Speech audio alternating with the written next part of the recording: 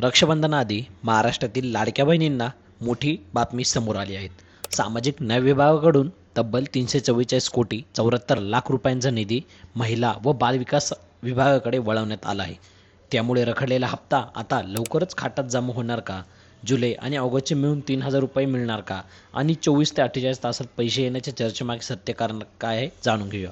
तर मुख्यमंत्री लाडकी बहीण योजनेच्या लाभार्थी महिलांची महत्त्वाचे अपडेट समोर आले आहेत. सामाजिक न्याय विभागाकडून सुमारे 344.74 कोटींचा निधी महिला व बालविकासकडे वर्ग करण्यात आल्याचे समोर निधी आला आहे. तर हा निधी लाडकी बहीण योजनेच्या हप्त्याच्या वितरणासाठी वापरण्याची शक्यता व्यक्त करण्यात येत आहेत. ज्यामुळे लाभार्थी महिलांची हप्त्याची प्रतीक्षा होती त्यांचे लक्ष आता बँक खात्याकडे पैसे कधी जमा होणार याकडे लागले आहेत.